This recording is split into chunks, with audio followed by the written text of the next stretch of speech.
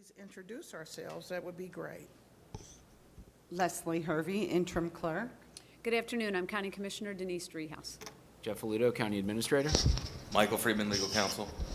Thank you so much. Stephanie Summerall Dumas, President of the Hamilton County Board of Commission. We will move forward on our agenda. First order on our agenda is Economic Development Incentive Update, and I will open it up and let Jeff say a few words, and then Mark will come forward. Thank you, Madam President. Just very, very briefly, so this is an item that we've been discussing for the better part of probably a year, or a little bit more, as the board has looked for some recommendations from the administration on revisiting our the various economic development incentive programs that we have under the county. Mark and Harry will walk through the tools in the toolbox, if you will, that are out there that communities usually use to work through the Board of County Commissioners to provide incentives to private entities for job creation and investment.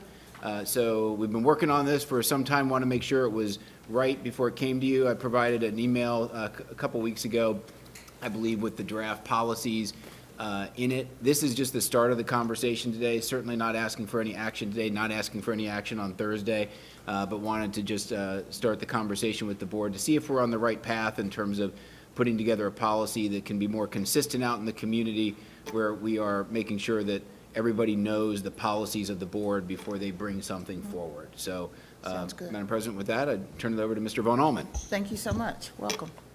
Good afternoon, Commissioners. Thanks for setting some time on your agenda to discuss this today.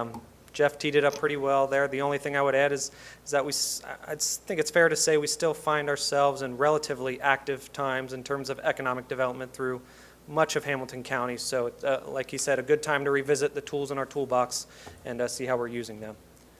And I didn't locate the clicker before I sat down here.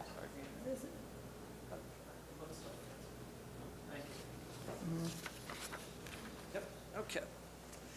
All right. So to start off, we'll have a property tax incentive overview because I feel like it's important for everyone to be on the same page in terms of what we have existing now before we start talking about how to make it better. Then we'll briefly talk about some of the objectives we could be looking to achieve if we were to update these tools. Then we'll get into the meat of the presentation with some specific details and draft recommendations on the three most common types of property tax incentives. Those are enterprise zones, or EZs, community reinvestment areas, or CRAs, and tax increment financing, or TIFs. And then we'll close by talking about what our proposed next steps are.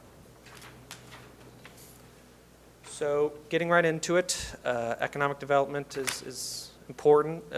I've heard it's a priority from this board, and the county does a lot of things to help spur economic development. I've talked about our grant programs. We're able to sell or donate county-owned land. We build infrastructure. Even zoning relief sometimes can aid economic development. We do a lot of different things for economic development, but when you mention those two words, what comes to mind first for a lot of people are these property tax incentives. And like I said, the three most common types are EZs, CRAs, and TIFs, and they all kind of work similarly. And I'll explain it with a recent example, Megan Construction's expansion project out in Forest Park. And in that case, it was an EZ, and what the EZ allows them to do is to pay a reduced tax rate on the expansion that they're building out there. But they will continue to pay the full tax rate on the building that already exists, as well as the land that it all sits on. So we need to be very judicious when we're using these three tools, but I think the small distinction is fair to state that with these property tax incentives, we're not giving money away that's already in our budget. We're not even necessarily reducing anyone's taxes. What we're doing is preventing them from going up like they normally would based on the large property investment that's associated with the project. And by preventing them from going up, we can help fill financing gaps that would otherwise kill the project.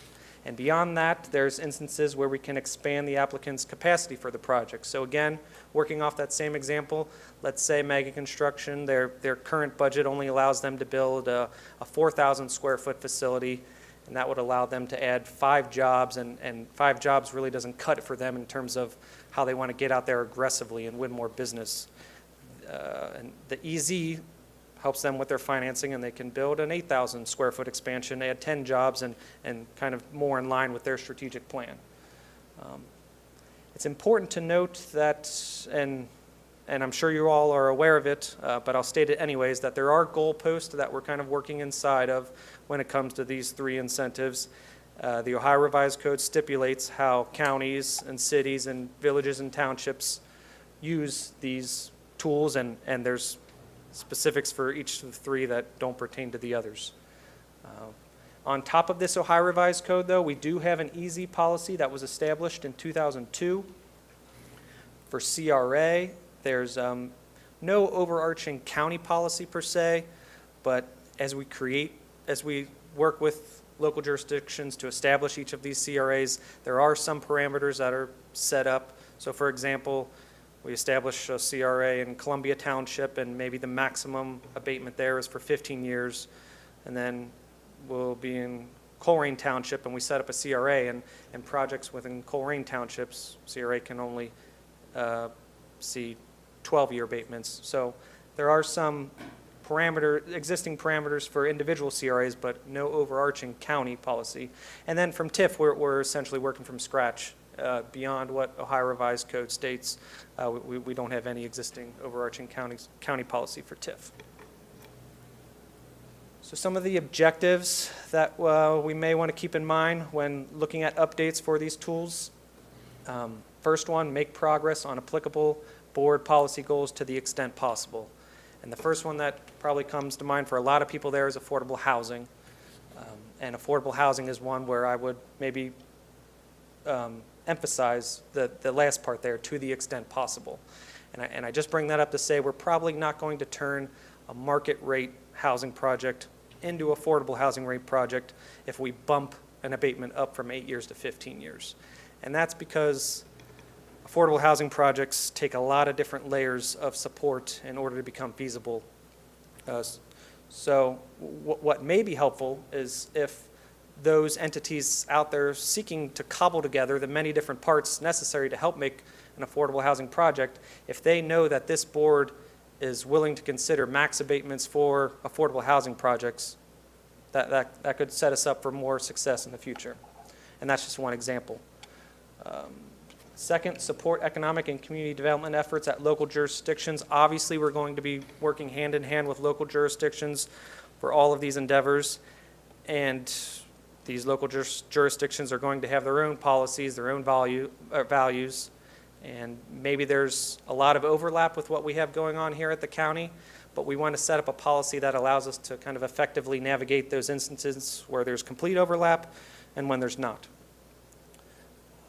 Third, foster collaboration and consistency. Ohio Revised Code goes to some lengths already on this to discourage things like poaching, but we at the county can kind of be, I would say, uniquely focused on this third item to make sure all the jurisdictions within Hamilton County are working together. And then finally, I think there's some value that can be added when we put out there some details on the approval process here at Hamilton County. Developers and companies can operate with a little less risk, and when they're working with less risk, they can be more confident in their property investments, and that can lead to better projects.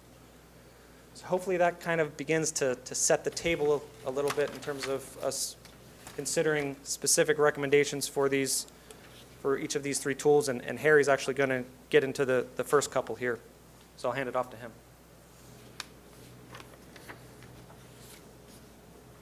Thanks, Mark, and good afternoon, Commissioners. If I could take 1 second. Last time we were here, I introduced Ashley Keith, who's with HCDC. What I failed to mention is that she's going to be overseeing our tax incentive program, so we thought it would be appropriate for her to be here today to hear this discussion. Great. Just wanted to introduce her. Yeah. So, thank you. So, as Mark said, I'm going to give a quick little more detail on the enterprise zone and the CRA policies, both what they currently are and then what we're proposing in a draft to you today.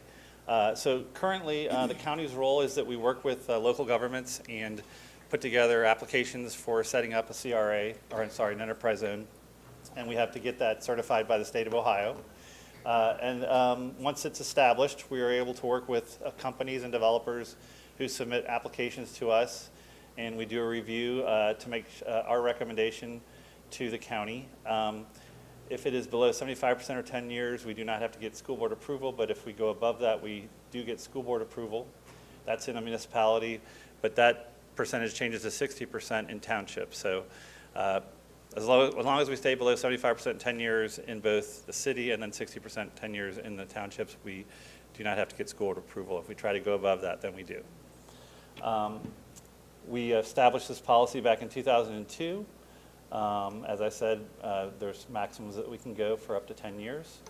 And then, as I already mentioned, if we try to go above that, we have to get it approved by the local school board and the commissioners.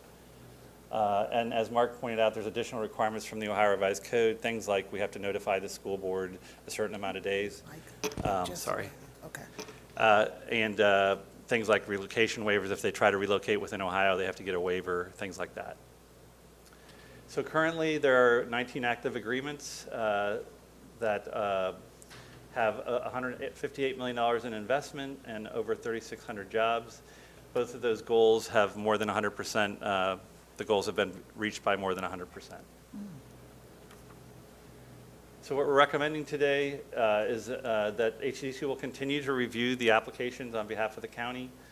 We will make a recommendation based on those, the financial need and what types of investments and jobs they're creating. There are other factors that we'll look at, like are they going to be developing a building that's been vacant more than a year? Are they developing a brownfield site, things like that? And so those kind of things will go into the analysis about what kind of a recommendation we'll make. So if the applicant is seeking abatement more than 10 years, or I'm sorry, above 75% and 60%, all of the following must apply. First, they have to demonstrate extreme financial need. The local government must approve it if it's beyond 10 years, and then the school board must approve it if it's above 75% or 60%. And then finally, in order to go above these maximums, they would have to be an extremely competitive project that, we're in competition maybe with another state or outside of Hamilton County. They would be a brownfield, or else they would have major developments or barriers to development. And then finally, if they were an economically distressed community. And we're using a metric that the engineer uses to determine distressed communities. Okay, that's enterprise zones. Now for community reinvestment areas, this is the current situation. The county, again, works with the local community to do a housing survey. We submit a petition to the state of Ohio to get certification. I'm sure you remember when we went through that with Anderson Township on the most recent CRAs. Cities and villages, for some reason, the Ohio Revised Code allows them to set up their own CRAs. It's only townships that go through the county. That's different in enterprise zones. In enterprise zones, every municipality and every township in Hamilton County has to go through the county, except for the city of Cincinnati. But when it comes to CRAs, municipalities are able to do their own CRAs. So once the CRA is established, we work with companies and developers to come up with a recommendation. And we work with the township and the county to get that approved. Again, in this case, if it tries to go over 50%, it has to get school board approval. That's, again, the Ohio law. Currently, the year and the rate and maximums are, and the parameters are typically put in place when the CRA is established. So in the past, because there were municipal CRAs, we tried to level the playing field and worked with townships to try to create their own CRAs. As Mark mentioned, there was really no overarching county policy. We worked with each township to set up their own CRAs. Obviously, the county had to approve the CRAs, so it came before you for approval. But what we will be doing in the next slide is we will be putting a county overlay for the future. As Mark mentioned, there are additional requirements from the Ohio Revised Code, like notifications and things of that nature. Currently, there are 10 agreements, and the investments are over $65 million and over 2,300 jobs. And again, all of those goals are more than 100% of the commitment. So now what's being proposed is that, just like before, we would continue to look at the eligibility of the project and make a recommendation. we would keep it at 50% or 10 years or below, unless there's a secondary review. And that would occur, again, if all of the following occur. It must be allowed under establishing CRA resolution. So if there's an existing resolution, let's say in Colerain Township, it has to be eligible for what that resolution allowed. It must exhibit an extreme financial need. There's a gap in the project that they need the incentive for. The local government must approve of it if it's beyond 10 years, and then the school board must approve if it's above 50%. And then again, we will look at things like it has to be one of the following: an affordable housing situation, a brownfield or a barrier to development, or an economically distressed community if we go above 50%. I know that's really hard to follow, but hopefully that makes sense. And I think Mark is going to come up and talk about TIFs. And we'll be happy to answer questions once. Sure. Thank you. So hopefully you're starting to see a little bit of a pattern here. We've thought that it made sense to kind of be consistent as we move from each one of these three tools to the next. For tax increment financing, things do get mixed up a little bit. So I will say, when it comes to TIFs, there are two types of TIFs. There's project TIFs and there's TIF districts. These slides all pertain to TIF districts only, and that's because Ohio Revised Code carves out a unique role for counties when it comes to TIF districts. Second, before when I had the Megan construction example and I said they all work similarly, I already have to provide a caveat here. TIFs do work a little bit differently in that they don't necessarily prevent the taxes from going up. The taxes essentially still do go up. They're collected, but what they're converted into what we call service payments. Instead of being deposited into the normal funds that they would, those service payments can be invested directly back into the TIF district. So as you can see, there's a lot of Ohio Revised Code language that I'm compressing into a very small slide here, so bear with me. But I think examples help. So maybe you recall a recent example in Colerain Township. Last year, they were looking to establish 5 new TIF districts. And for those 5 TIF districts, they intended to have them with 30-year terms and 100% rates. So Ohio Revised Code states that Colerain Township needed to send Hamilton County a notice of those terms. And at that point, the county had 30 days to respond whether or not we object to the term, to the rate, or to both. And Ohio Revised Code goes on to say that if the county does object, then the county and the local jurisdiction can negotiate a compensation agreement. If a compensation agreement can't be reached, then the county is entitled to a certain minimum compensation. And that's kind of the gist under Ohio Revised Code, and that's the process we went through with those 5 Colerain Township TIF districts. We don't have any, like I said at the onset, we don't have any existing county policy to layer on top of that, but we have received notices of TIF districts in the recent past from Montgomery, Cincinnati, and Colerain Township. But please know that there are additional TIF districts. They just date back further than that 5-year time frame. So moving forward, how we could handle TIF districts differently is that we could have a set list of consistent items that we're looking to get from the local jurisdiction that would help us to determine whether or not the project warrants us foregoing minimum compensation. I'm not going to go through each one of them there, but I guess we'd be looking for a description of the private improvements that would help generate the TIF funds.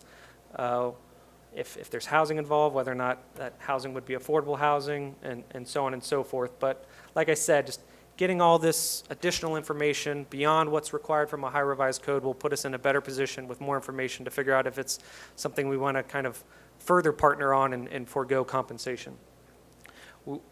It would be an option to take it a step further and express to local jurisdictions that if they're looking for the county to forego minimum compensation, that the county would be looking for them to incorporate one of these 5 policy factors into their TIF district in some shape or form.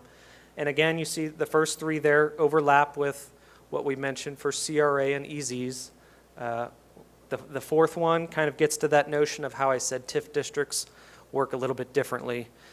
Because they work a little bit differently, they can actually function as financing tools for local governments as opposed to more of a direct subsidy aimed at a specific project and developer. So again, if you don't mind an example, let's say it's the TIF district corresponds to a single-family housing development. All those new single-family homes are going to be what drives the creation of TIF district funds of those service payments. The local jurisdiction, say in scenario one, they want to use those service payments to build a cul-de-sac road that goes back and it helps you access that new housing subdivision. I think it's fair to say that's not really a broad public improvement. But let's say scenario B is they're using those service payments to build a fire station nearby that will serve that existing, or the new housing development, but will also serve a lot of existing homes already in the local jurisdiction. So that would be what we would consider a broad public improvement and something that this board may want to consider foregoing compensation on. And then the last one there, if the TIF district involves any sort of capital investment or improvement for a nonprofit or social service provider, that's another instance where we would consider foregoing minimum compensation. So, like Harry said, that's a lot to take in at the onset here. I hope we're off to a good start, but this really is just the start. We have a lot of work ahead of us. Looking forward to getting initial feedback from the board. Once we determine we're in the right ballpark, it makes sense to start reaching out to the cities and the villages and the townships, just because they're going to be important partners on this. We want everything to continue, everyone to continue working in good faith and in the right direction and spurring economic development throughout the county. Once we've accomplished that, getting their input, getting their buy-in, we'd send it over to the prosecutor's office to make sure there aren't any major discrepancies. And then finally, we would return to this board with final recommendations. So that's all we have for today. Able to answer any questions you'd have. Thank you, that's a lot. Thank you so much. You simplified a difficult subject for sure, and it'll take some thinking about it a little more. I have a few comments. And as you said earlier, the reason for this is because the county does not have a overarching policy, and that's what we want to do. I was going to go really from back to front, the tax increment financing, and you talked about Montgomery, Cincinnati, Coleraine Township possibly establishing their own TIF district. What is the advantage to that? We would not receive the minimum compensation, but are we able to are we able to stop them from establishing their own TIF district? No. At least as familiar with the situation I am, I would say no.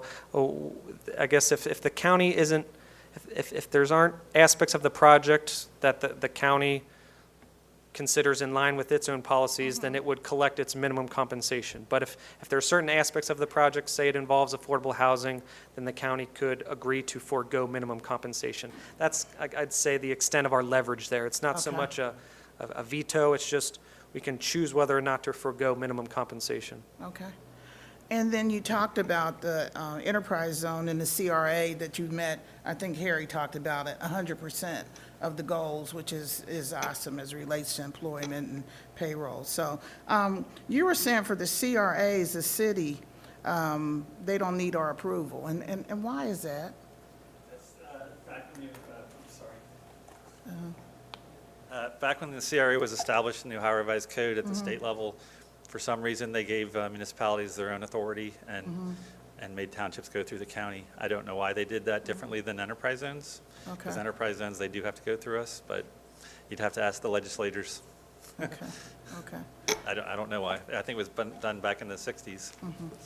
So. Yes, Briefly, Harry, maybe that might be a good segue into, I know there's some current legislation up in the General Assembly that would also expand the authorities, I believe, of home rule townships relating to certain incentives. You want to just touch on that briefly? Because I think that would continue to move the needle on what townships could do on their own without county approval. And I would preface my comments with my comments were based on what I'd heard several weeks ago or maybe months ago.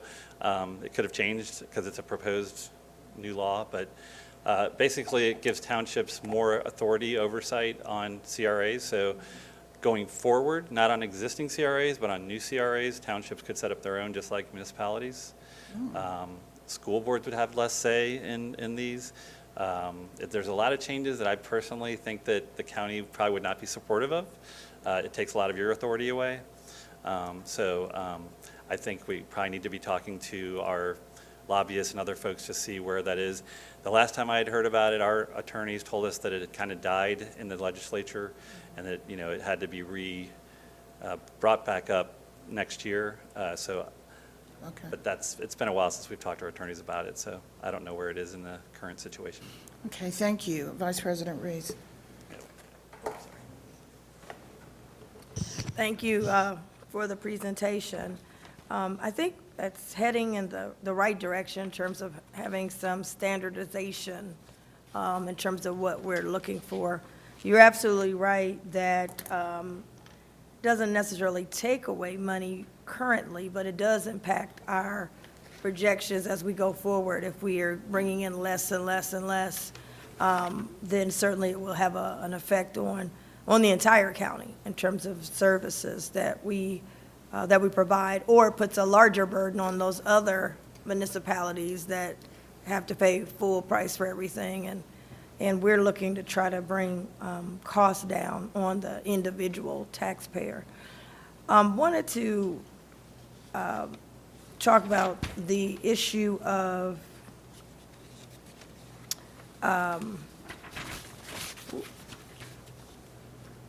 in here, I know it's not the subject matter today, but I do want to put it on the table that, you know, looking at new projects come in, they get a tax abatement. Grandma, granddaddy got a house, been there for years, they taxes keep going up. And so we're looking at how do you somehow, you know, new gets an abatement, but old pays higher taxes. And seeing if there's some kind of way to, as new comes in the abatement conversation, and I don't even know if this is possible, I'm throwing it out there, and we talk about getting a minimum, how can that help stabilize the home that's in that community?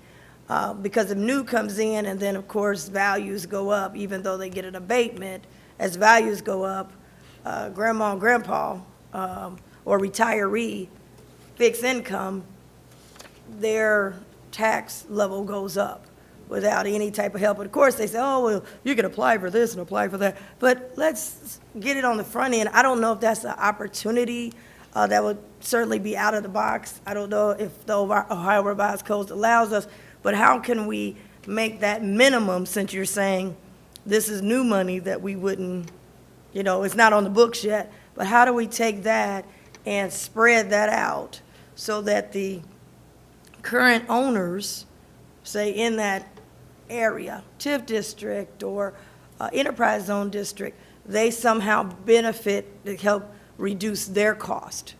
If they can't be grandfathered in, which is what I certainly would like to recommend, but if they can, look at it. If we go into this enterprise zone and those properties can be grandfathered in at a certain rate, or if the minimum we collect, we say we're going to take the minimum, then that minimum somehow is spread out to help offset costs for our Hamilton County property owners that are in that area who will be affected because something nice and is coming to the community, to their area, but unfortunately, they're going to have to pay for it. It's just hard for them to look out the window and see this great thing coming, but then get in the mail that it's great, but you're going to pay for it. So I don't know if that, I'm not asking you to answer that today, but that's something that I'd like for us to look at and be able to report back to us at a board, because one of the things that I'm real interested in is how do I bring in more outside dollars, shift the burden off of the current taxpayer, and make the new stuff somehow help us keep the costs low on current taxpayers. So I don't know if that's possible, that's out of the box, but I'd like to explore it and see if there's something that can be done. Well, I guess I would just say at the very least, we definitely anticipate hearing a similar sentiment when we start working with the cities and villages on that, because that's exactly the concern that comes up first. A lot of these instances is what impact does this have on the existing property owners there? You are right that it will take some out-of-the-box thinking, so we'll continue to try and incorporate that as much as possible. We are limited when it comes to these property tax incentives, just because they're really focused on the increase in value. So for someone doing a good job maintaining their home, it's not as applicable of a tool as opposed to like adding on an addition or something like that, because it doesn't pertain to the increase based on kind of more neighborhood trends. So again, going back to that Megan Construction example, their property taxes would have gone up if they would have added that new addition. Generally, the areas considered maybe more marketable, more desirable property taxes generally go up, kind of, so they go up to a certain extent based on the construction, and they go up an additional amount based on market activity in that area. The tax abatement doesn't apply for that additional amount for Megan Construction either. Their Megan Construction's property taxes will also go up because Forest Park is generally a little bit more desirable, seeing more market activity. So it's a limited tool when it comes to addressing things like that. I think we'll be trying to address those aspects a lot through hopefully our ARPA programs, and we'll continue to try to incorporate it as much as here as well, but Yeah. it will take some out-of-the-box thinking. Yeah, ARPA has an expiration date, 4 years if we stretch it. I'm trying to look at, I understand what you're saying, I'm looking at areas that have housing in it. So I'm more so, Megan, I don't think is in a Okay, housing area. okay. They're, I think, more industrial area, if I'm not Yeah, mistaken. yep. For-profit companies. I'm talking about when you come into a neighborhood and the new people get a break because they building something new. And the people paying for it is the people, they're penalized because they've been there. So the question is, can there be a cluster? Can our TIF districts, if we decide to do them, the money goes back into helping to reduce the taxes for those who might be on that street? I'm just throwing that out there.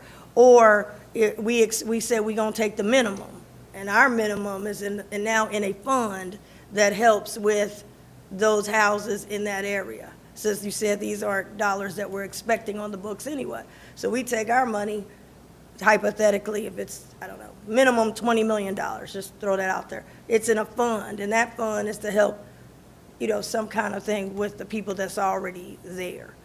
Because again, we talk about affordable housing, we're not waiting on people to get kicked out and then say, oh man, we need to build some houses. It also means that people can afford to stay where they are. And they can't if we want to expand and grow, which is very important. But with that growth, the people that are there, they got to be a part of the prosperity too. They can't just be, their houses are kicked out. So I'm not saying they have the answer today. I'm throwing that on the table as you're dealing with legal and so forth. How do we put a package together that helps new, but also cuts costs for existing, if possible? And then if you come back and say, well, I done looked at it, the legal people said this, that, and the other, I'm willing to accept it. But if not, maybe we on to something that could be a model for others. Well, I guess just one idea that comes to mind now is that as long as the local jurisdiction is on board, and that's the key, because the county has, it varies from instance to instance, but the county doesn't always have a lot of leverage when it comes to those instances where we're negotiating compensation agreements for TIF districts. But if the local jurisdiction is on board, those compensation agreements, that's something we can get kind of creative with in terms of maybe investing those service payments to somehow support the existing properties there. That may be an avenue to make progress in the area where you're talking about. Harry, you wanted to say something too? The only thing I would add is that, just to be clear, that it's not just new housing that can get tax abatements. So existing homeowners can do renovations and make additions to their houses, and those can be eligible for tax abatements as well. So I just want to make sure that it's not just new construction. It can be existing residents who can also benefit from a CRA. And then the only other thing I would say is that I'm not as familiar with this, but I know that there used to be a thing called, I think, homesteading, where some communities allow older residents to have their taxes reduced or frozen so that they don't see an increase. So that's another thing to be thinking about. I don't know who has the authority to do that, but I know that's out there as well. I think what I'm looking at is I don't want a piecemeal approach. I want to look at every dollar that we're giving to different municipalities. We do, federal incentives, we got a million programs, and they're all kind of piecemealed around. They all fall up under development and planning. Some is through these 3 items. We need to be looking at a total picture, and a lot of them fall under you.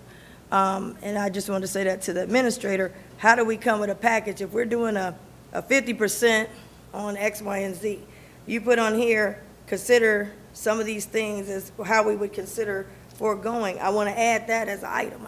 That would be an item that we're looking at. These jurisdictions, we're voting on other stuff that they want.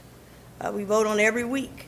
So if there's a package of, like you said, we're doing a policy, and our policy is this is what we're trying to accomplish. Now, maybe we accomplished it with Enterprise Zone, maybe you accomplished it with CRA, maybe you accomplished it with TIF, maybe you accomplished it with something else. There's a lot of government tools that we're using for these municipalities, and we have great partnerships. But I think going to the table as a partnership and saying, hey, we're trying to keep the costs down on your residents, who also elect you. At the same time, we want to be as creative and maximize these tools, these dollars for the future as possible. Just like you got nonprofits on here, if you do something for nonprofit or social services, we may consider we're giving you, some kind of incentive. Well, I want some kind of incentive if you're showing me that the houses that's already there are going to get a break. We want to consider that as well. So I was just saying, adding that to the list, and then of course, you got to meet with everybody and those kind of things. But I think our message is we're trying to keep the people who got a house right now, make it where it's affordable to live in Hamilton County. We're not trying to price them out the box to bring in new stuff. We want to bring in new stuff, but if you can stay with what you got and you can afford to live here. And we don't want to push you all over the place. Oh, go over here. I think there's a homestead. Go over here. I think it's too confusing. If we got a homestead, bring it together. And we come with a whole package. Because I guarantee you a lot of people don't know how to apply for a baby. And if you're just a, retiree or something, you don't have a city manager to come fill out all your paperwork. You don't even know this stuff's around. It's too confusing. Whole lot of 800 numbers, whole lot of paperwork online, all kind of stuff. It's very hard.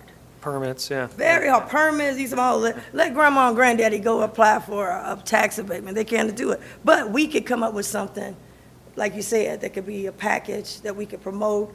And so that's the part that I wanted to make sure we add. And then the last thing you put, one of the things is economically distressed communities under tax incremental financing. And obviously, you said the city of Cincinnati doesn't have to check in with us. Do we have to vote on it or no with the city of Cincinnati? Their project. Sorry, is your question TIF specifically related to incremental TIF? financing. Okay, if the city of Cincinnati is looking to establish a TIF district and it's above 10 years or 75%, they have to provide notice to Hamilton County, just like every other local jurisdiction in Hamilton County. And do we vote on it? Or is it just hey, we doing this? The board would have that same decision of whether or not they would want to object to the long-term or the high rate. And if you do choose to object, then you can negotiate a compensation agreement with the city of Cincinnati, or the city of Cincinnati can pay the minimum compensation to Hamilton County. With that being said, economically distressed community is one of our considerations should come off, because they're going to say almost every neighborhood is economically distressed until they come in with their TIF districts and start, making homes in Evanston cost $700,000 over the Rhine and all this. They've been using that for years. I come from there, so I know they use that for years. Oh my God, it's so distressed and poor here. We've got to give we got to give some incentives. And then they come in, and next thing you know, we got $1 million homes down here and over the Rhine. They come in and get the tools, and then next thing you know, the people that they said they were helping economically distressed, they really are economically distressed because they can't afford to live down there. So we don't want to unintentionally participate in gentrification unintentionally. I know it's not intentional. So that one I think is a little too broad, and I would leave that for our own discretion, but not make that a category, because everyone can make that distinction. Okay, or. Those are my own things. I Or just, possibly another would just be to get more granular with the, as opposed to calling out whole communities, maybe do it by census tract or zip code, when maybe a community as a whole doesn't necessarily qualify as a distressed community, but a certain portion of it maybe does. We could take a more granular approach. Yeah. I don't know if that addresses your concern. well, I would think more specific. I'm not so interested in the place being distressed now, and you get the credits. I'm interested in what your finished product will produce for people who are economically distressed to live there. So you can't come in and use the census. That's what they've been doing. They did it in the West End. My grandmother lived down there. They come in, oh my God, it's distressed. We got to do something. And the first people get kicked out is the people who are distressed. And then they don't pay, they use the economic government tools to build all these things. And then people have to pack up and find another neighborhood until they discover that neighborhood.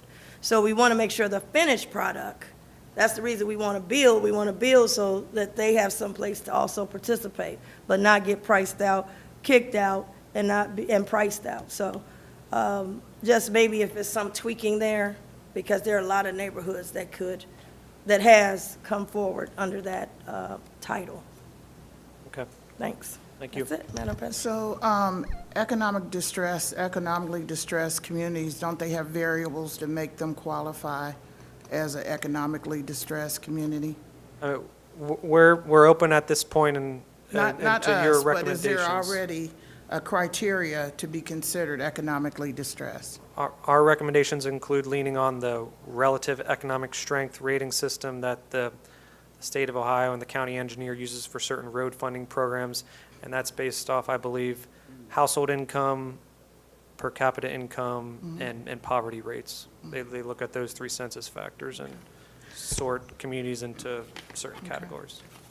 Madam And I President. understand what you were saying. That's what I was just about, I was just wanted to clarify with him, was that not to get the money, but the final product is the one I was, Madam President, I was concerned about, once they get the money, or get the abatement. Thank you. And as we look at the policy that we want to bring forward as a board, I was thinking about what Vice President Reese had indicated as you build in new, then your property taxes go up. And Harry was saying, individuals can have tax abatements, but they may not want to improve their home or their area that they're currently existing. But the question is, we can put in as a policy, as a board, that there's only a certain percentage of increase that their taxes would go up for whoever's next to this development. Because ultimately, if there's a new development, it's going to raise your property value. But as a board, we can say that the taxes can't be, we can suggest or recommend that taxes are only increased a certain percentage. Therefore, the people that are in their homes can afford it, and at the same time, their value goes up because of the new development. So we can take a look at that. Vice, do you want to say something? Okay. Commissioner Dreehouse. Thank you. I'm going to back up for a minute and say thank you for pulling this together, because we have been approaching these as they come to us. And it's really helpful to have all three of these incentives in front of us at one time so that we can do some evaluating. Because I think from my perspective, it's difficult to differentiate sometimes from one to the next, because I can't always remember 2 years ago, what did we do with that CRA, out in this area, as opposed to now the CRA that's being requested in a different area. So I'm glad that we're trying to hone in on some continuity here, not only for our own sake, but also for the sake of those applying for the incentives, so they have an expectation of what they might encounter, when they come and ask for these, because I know we've had a little bit of ebb and flow when it comes to that. So thank you for doing this work. It's very helpful. I wanted to, just from my own perspective, and I'm going to way simplify some of this, just so I know I've got it right. So we've got the enterprise zone and the CRA functioning differently than the TIF, because in the enterprise zone and the CRA, the business that's coming in, or the developer that's coming in, the break is that they aren't paying the additional tax on the increased property value, right? If they come in and do some kind of expansion or some positive thing that would increase the value, they're not paying on that increased valuation, right? The TIF is different because they're paying it, it's just not going to us. It's going to the local communities in which, who establishes the TIF, right? So I'm not sure you can answer this, and maybe you can get it to us in the future, but there is an impact there to the county, especially under a TIF, where revenue is being collected, it's just not going to the regular streams, the levies, and other things that rely on property taxes. And so I'm wondering if you can parse out for me, or for us, the impact to the county and kind of our business model, especially as it relates to the levies, as it applies to the TIF, the CRA, and the EZ, knowing that the TIF is a bit of an outlier. Do you know what I'm asking for? I do, and that's been a concern that's come up in the past. And I always want to be very careful with my wording when addressing that, but the phrase usually used is held harmless. It sounds like you're welcome to us following up to you with kind of consulting quickly with a couple of Brad Rui, for instance, and getting a well thought out answer. But in terms of for CRA and EZs. Like you said, the property taxes paid for the specific property don't go up, so there's money that would have went to levies or county government or local government that's not being collected. Over a period of time, and then they do start being collected. Yes. Right, okay. For TIF districts, the taxes are still collected and converted into service payments. And those do go to the local government, and they can use those to build public improvements within the TIF districts. I feel like I'm veering off of the question now. Madam President, if I could just real quickly, Commissioner Dreehouse, one place we might check, Mark, and this wildly precedes your time here, but I believe Regional Planning years ago did a study on the overall valuation of TIFs in the county and lost property tax revenues associated with TIFs in the county. The TIF landscape probably has changed significantly since then, but it may at least be a place to start. I'm not sure whether that's been updated since or not, but at least on the TIF side, it might be something we can look into. And then, Harry, I know a couple of years ago we started putting into our annual enterprise zone and CRAs the annual valuation of taxes rolling back on.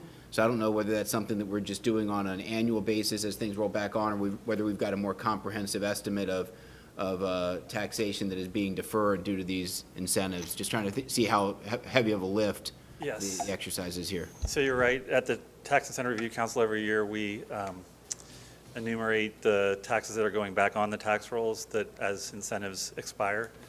And I can just add that, again, it's been a couple of years now, but we worked with the auditors to do an analysis of the impact of TIFs, enterprise zones, and CRAs on the county and others, and the TIFs had by far the largest impact. Maybe we just dust that off. Yeah, I think, I approach this conversation as a county commissioner and a policymaker, right? And so it's our job to look at these from this very high level of how does this impact the county?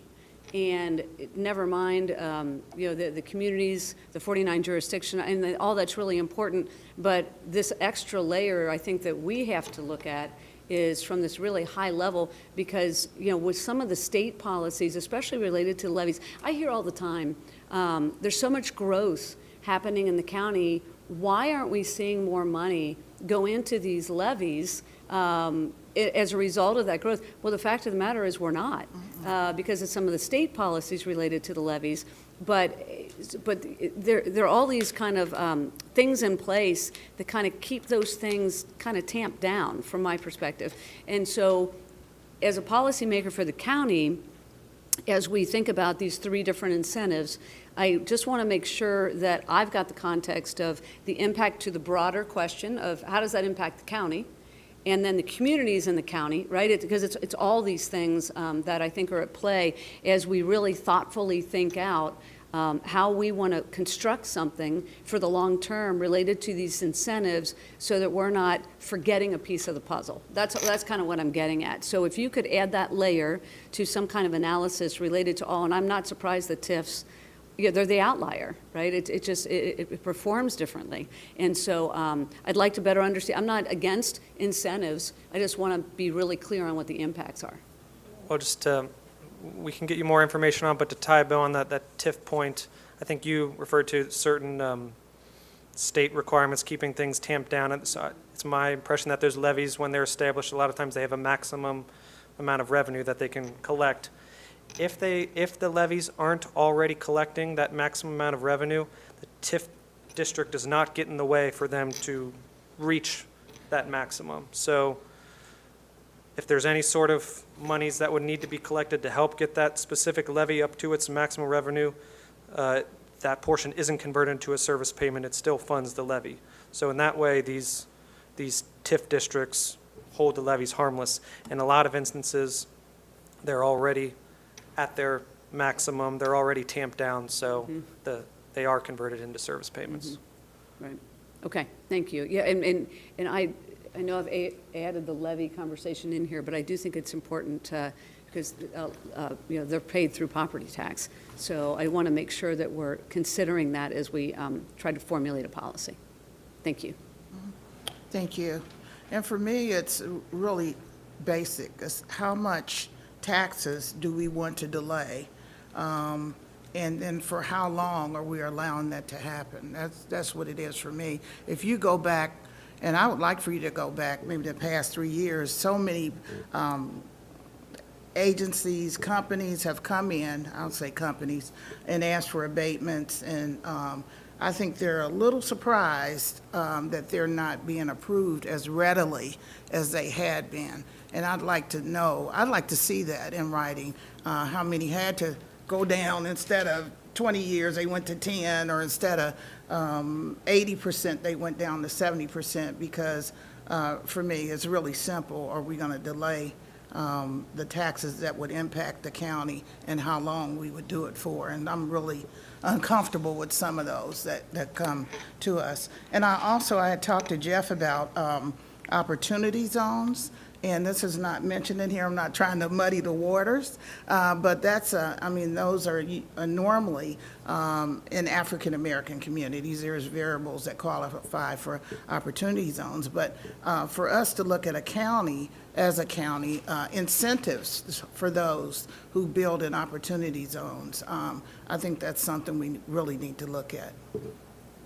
Okay. I guess to that point, I would just say, when we're reviewing the financial need of these projects, noting that they're receiving, that opportunity zones account for part of their financial stack for the project, we can take that in consideration and either scale up or scale back our incentive, knowing that they're already receiving that opportunity zone support, I guess.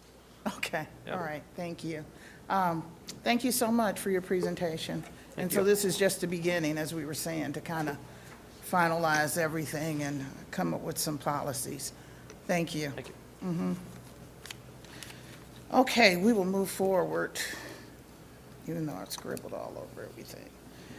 We have in front of us a resolution, and item number 2 is a resolution appointing one member to the Hamilton County Regional Planning Commission, Mr. Dan McCarthy. I don't know if he's here. Sometimes they do come.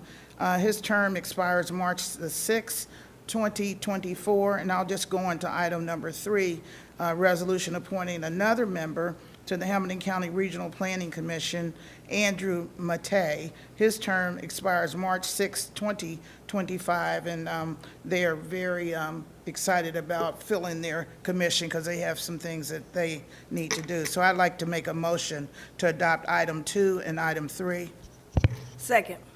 Commissioner Summer Dumas? Yes. Commissioner Reese? Yes. Commissioner Dreehouse? Yes? Thank you. And so item 4, we have an executive session. Yes. Madam President, I'm sorry, before we go into executive, or will we be coming back after? No, we won't. So we'll open it up. You had some comments? ma'am. Okay. Yes. Vice President Thank you. Reese. Thank you, Madam President. Just wanted to ask the question. I know a lot is going on, and I know Administrator Aludo is working on the FIFA World Cup. And really hope that maybe we can have a session so that the public knows what is transpiring with it, because there will possibly, more than likely, let me take a step back. There can be no FIFA World Cup without Paul Brown Stadium, which is owned by the taxpayers of Hamilton County, and we're responsible for it. And therefore, that is the largest investment in the whole deal. Without that, you can't have it. Unfortunately, it won't be able to fit into the FC already built stadium. With that being said, there's a lot going on, and I think we need to be briefed on what that financial situation is. I've asked for the bid package, the official bid package with deadlines and exactly what we would have to invest. I know I tried to ask for that during the budget so we can make sure if there were things, but we understand that it's not.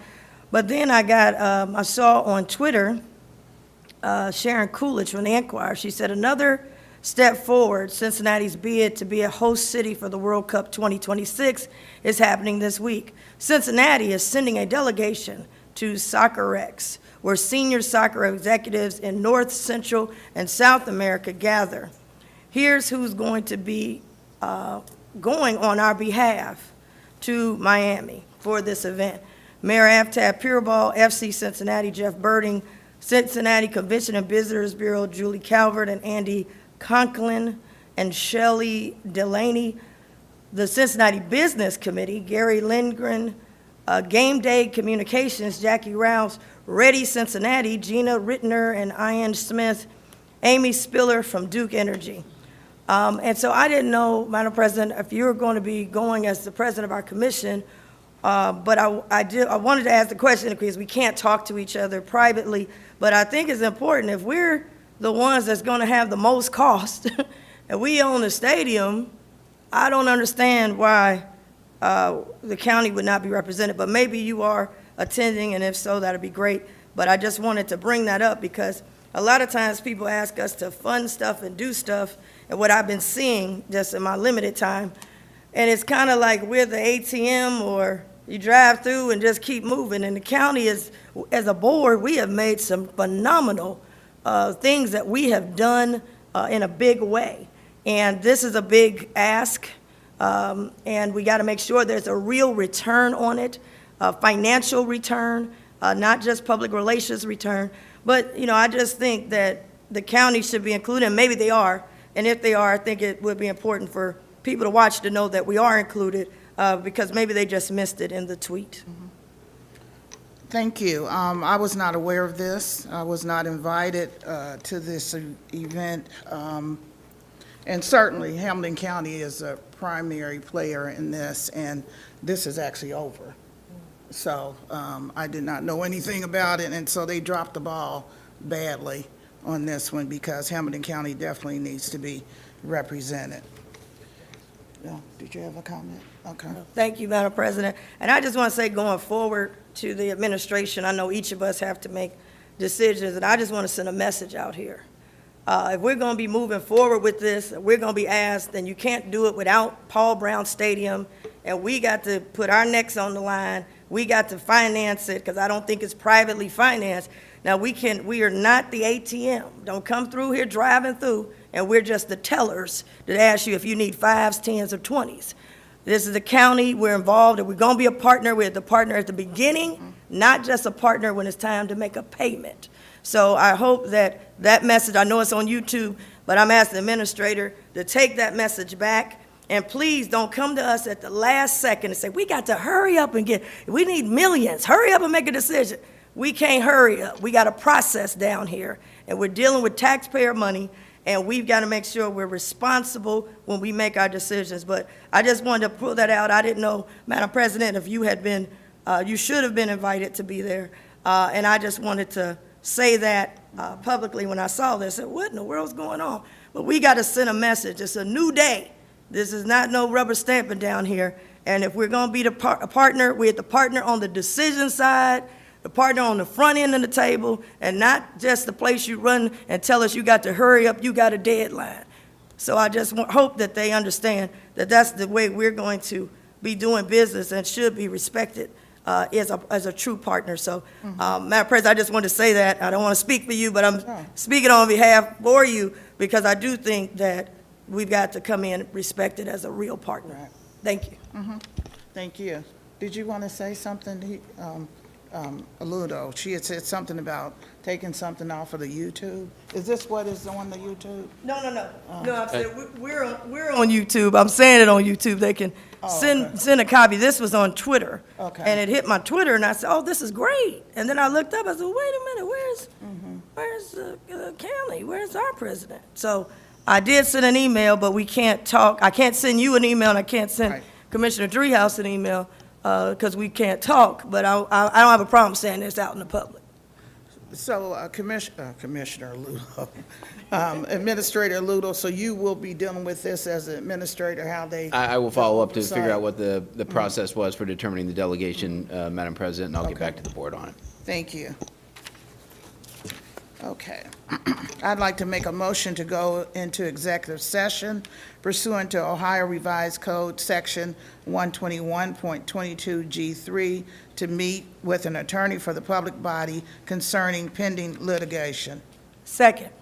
Commissioner Summer Adumas? Yes. Commissioner Reese? Yes. Commissioner Dreehouse? Yes?